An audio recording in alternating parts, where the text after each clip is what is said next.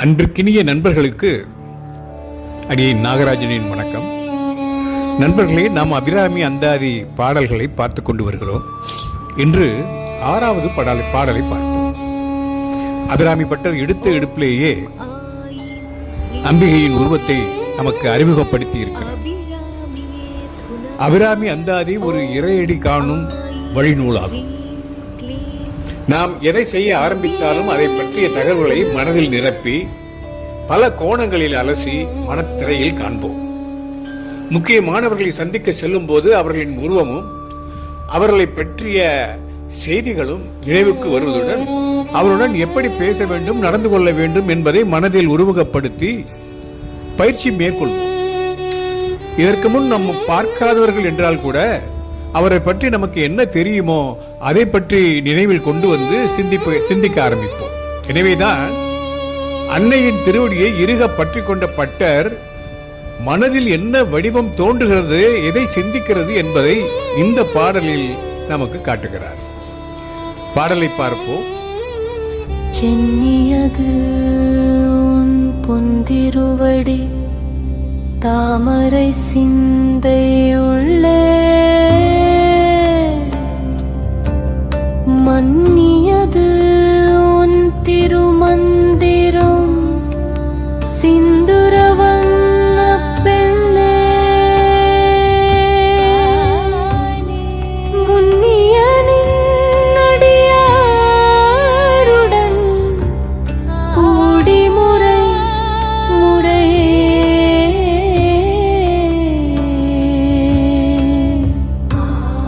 பண்ணியது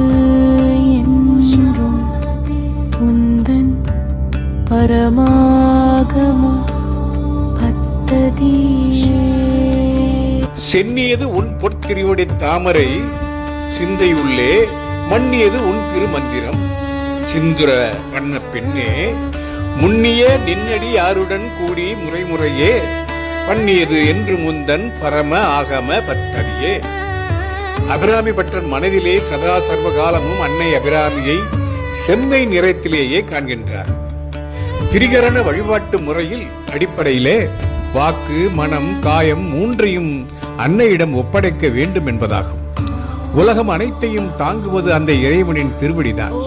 அந்த திருவடிகள் தான் அனைத்தையும் தாங்குகின்றன என்பதால் அந்த திருவடிகளுக்கு பெருமை அதிகம். அதனால் தானே வள்ளுவரும் மலர்மிசை ஏகினான் மானடி சேர்ந்தார் நிலமிசை நீடு வாழ்வார் என்று சொல்லுகிறார். ஸ்ரீராமனின் திருவடிகளை தாங்கிய பாதுகைகளுக்கு ராமாயணத்தில் எத்தனை மதிப்பு. பரதன் முடிசூட்டினான் எதற்கு? பாதுகைகளுக்கு. ராமனின் சார்பாக 14 ஆண்டுகள் நாட்டை அந்த பாதுகைகள் ஆண்டன. நாராயணனின் திருவடிதான் உலகையும் அளந்தது. தேவர்களை துன்புறுத்திய மகாபலியை பாதாள உலகிற்கு அனுப்பியது. காலத்தை கடந்து வாழும் ஈசனின் திருவடிகளை பற்றி மார்க்கண்டேயன் தன்னை பற்ற வந்த காலதேவனை உதைத்து காப்பாற்றியது அந்த ஈசனின் பாதியாய் இருந்த அன்னையின் திருவடிதானே. உடலில் உள்ள அனைத்து நரம்புகளின் தொகுதிகளும் பாதத்தில் தான் இணைகின்றன என்று மனித உடலியல் கூறுகிறது. ஞானிகளின் திருவடிகளை வணங்குவதன் மூலம் ஆன்மீக சக்தி, அருள் சக்தி வணங்குபவர்களுக்கு பாய்கிறது என்கிறார்கள். அது அவர்களுக்கு நம்பிக்கையையும் நன்மையையும் மனதிற்கு நிம்மதியையும் அளிக்கிறது. தன்னுள்ளே இறைவனை உணர்ந்தவர்கள் திருவடிகள் மிகவும் சக்தி உடையவை, அனைத்தையும் அழிக்கக்கூடியவை.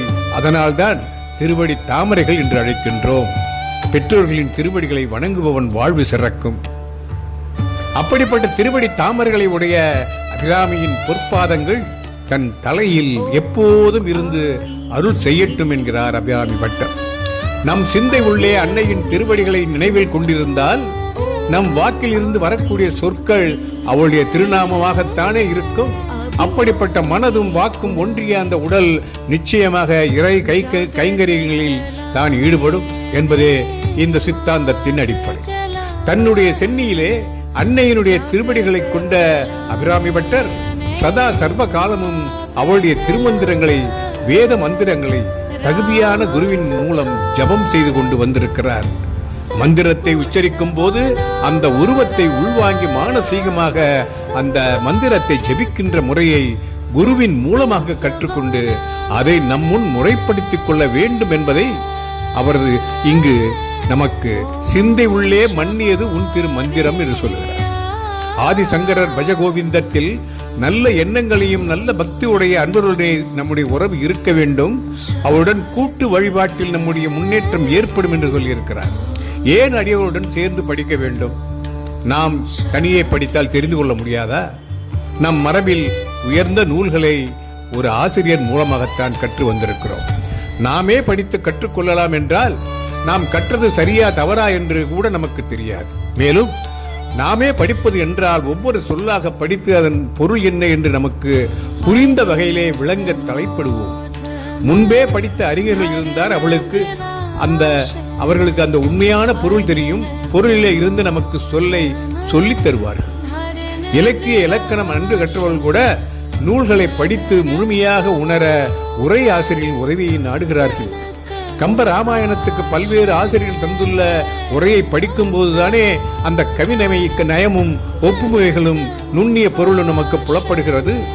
திருக்குறளுக்கு பரிமேல் அழகர் உள்ளிட்ட பல ஆசிரியர்களின் உரையுடன் படிக்கும் போதுதானே நிறைவு ஏற்படுகிறது.